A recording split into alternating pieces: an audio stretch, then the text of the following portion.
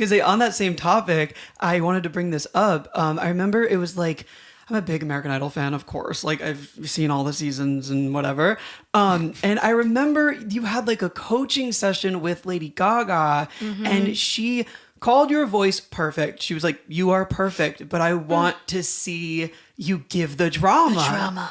I do remember that. Do you feel like, was it like her specifically, or like anybody in like your past that like gave you advice to like, you know, like give it like that, or you just feel it? I'm certain that would have definitely helped me feel comfortable in doing so, because I mean, I grew up singing with my parents' band since I was like 6, but I was always like stiff as a board and singing like as loud as I could, projecting, but like I was not moving. And it was for an adult audience, you know, so I didn't feel as comfortable. So Idol truly was the time where I had to dig into that and realize like you're not just performing for this crowd here, it's millions of people at home, and you have to connect through that lens and give it. So I'm sure that moment really did like spark something in me that was like, oh, cool. Like she says, go for it. Like, let's do it, you know? That's amazing. That's so interesting to me because I mean, I watched American Idol growing up, but I was not the red carpet correspondent level that you were. Wow. Do you know this story? No. When I was 8 years old, I was an Ellen kid.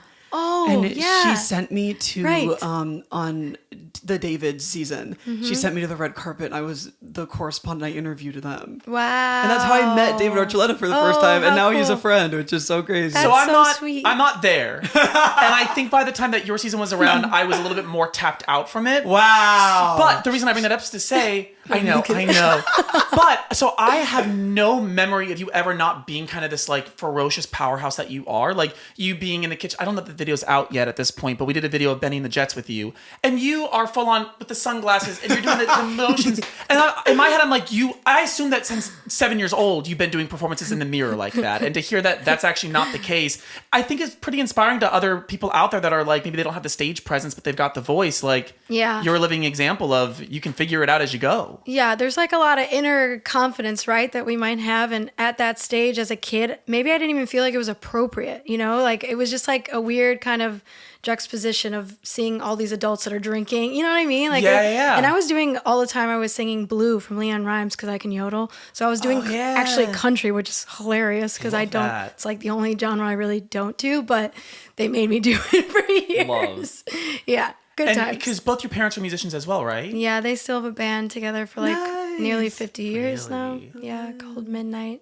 They Is it kill a country band? No, it's rock. It's really rock and roll. Okay. But you can yodel, so. But yeah, so when we saw her do that song on whatever it was, the Grammys, I was like, I could do that. And they're like, oh, that's so cute. You can't. And I was like, yes, I can. And I did. And they're like, we're going to make you do that forever. Wow. And that was your thing. God bless them. When was the last time that you sang that?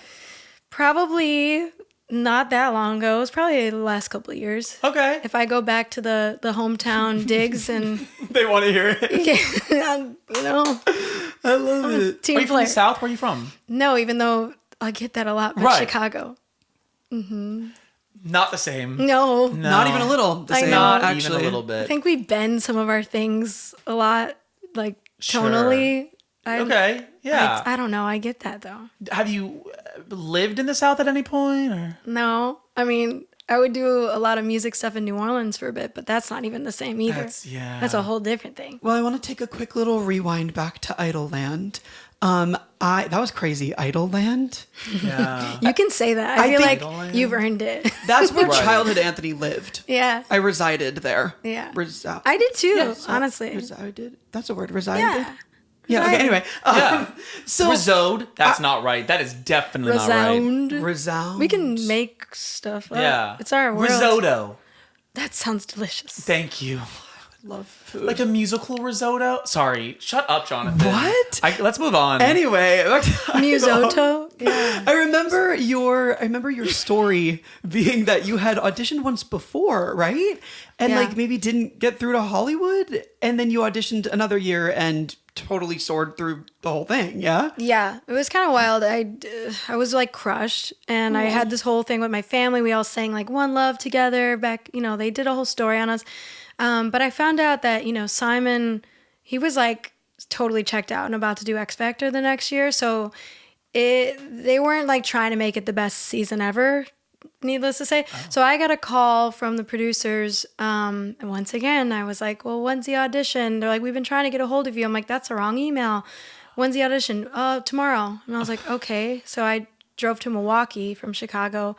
And again, just one of those things where I'm like, well, if this is coming to me and the producers are telling me I can skip the cattle call of, 14,000 plus people like I had done the last time, there's a reason for it. So let's just go for it. And and then I was already doing my own bands and stuff in college. So I had this other confidence that was built to where I was like, not giving as much of a shit, So it was just like a perfect way to just be like, well, if it happens, it happens. If it doesn't, like, I got my thing going on. I'm going to do music regardless forever. Absolutely.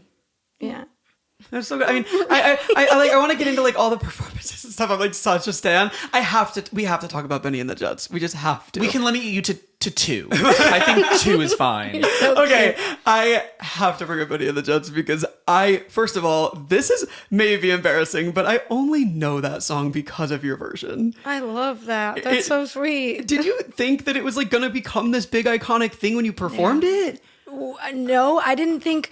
First of all, I wanted to do another song, but everybody had picked the songs I wanted. I wanted to do Yellow Brick Road, I think. Goodbye Yellow Brick Road. Yeah. All the songs I wanted, people took before me, and I was like, oh, I'm stuck with this one that nobody even knows the words to. Like, it's so like there's so many weird, strange, obscure kind of wording, and anyways. But then, when I wrapped my head around it, it was so fun. Yeah. And no, I really didn't think it would blow up like that. It's always kind of the things I don't think are going to blow up that kind of turn out to do well. So I was very pleasantly surprised. It's so cool. It was Elton John week, by the Yeah. way. in I case figured. Thank you. Yeah. And then the other one, I'm sorry to dive too much, but the other one I need to talk about is House of the Rising Sun. Thanks.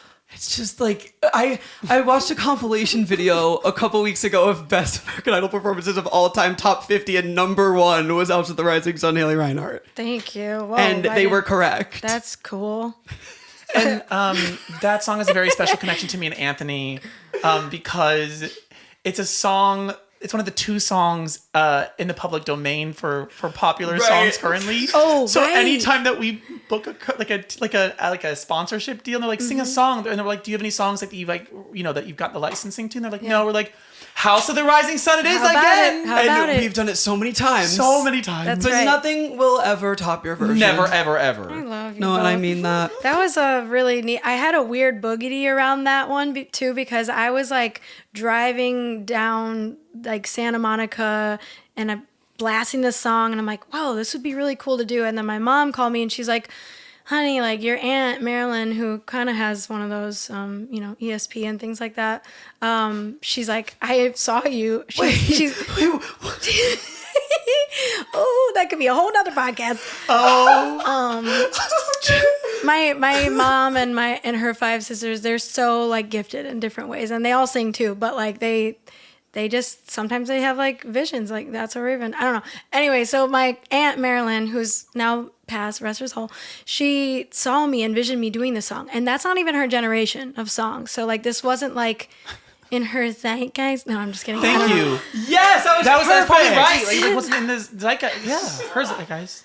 Thank you. That's the one. Okay, cool. You can cut out the other one where Okay. I was just being silly. I knew what it meant. Right. Oh my gosh. Anyway, long story short, she envisioned me doing the song out of nowhere. Like this wasn't like, I forgot what the week theme even was, but like it wasn't the animals. So Right, anyway, right. she picked that and we flew her out to see it, and it was like her vision manifested in front of her. And just that alone, like those kinds of things with family, like that just made my world. But it turned out to be a turning point for me on that show. So Yeah. that was pretty neat.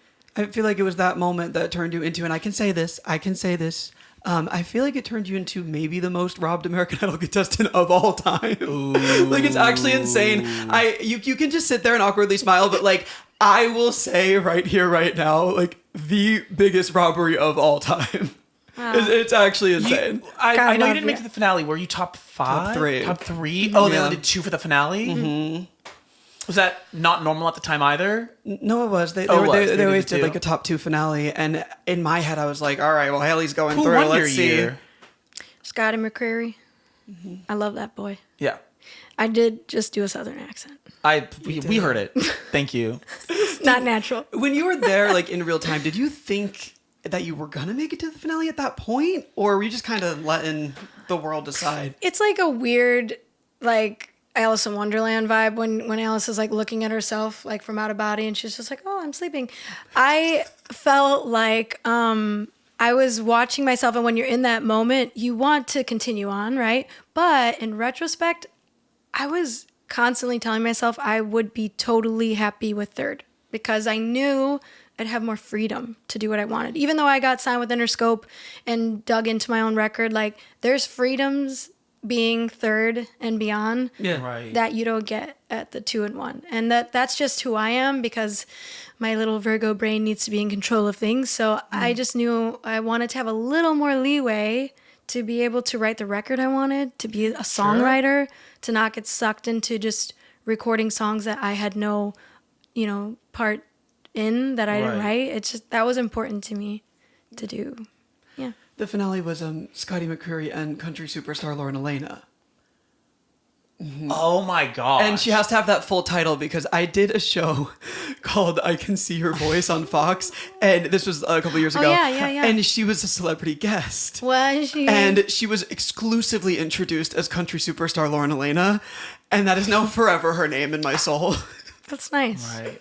So it was a country year, is what I'm hearing. It was. It's always a country year now. Ever since then, I think, like, it took over. Like, that was when, like, I think just the world was just, swooning over country music. So that's all good. It's all good. And now on this current season of Idol, they got Carrie Underwood and Luke Bryan, and now Jelly Roll is a full-time mentor. Really? Yeah. Oh. Full time. Yeah. Huh. So they're doing like, well, I mean, like full-time in terms of the show. Like, I don't think it's every day of his life, but you know what I'm saying. Oh. Thanks so much for watching this clip from our podcast, Counter-Melodies. If you'd like to watch the full episode, be sure to click the link in the description. And don't forget to like and subscribe. Bye, guys.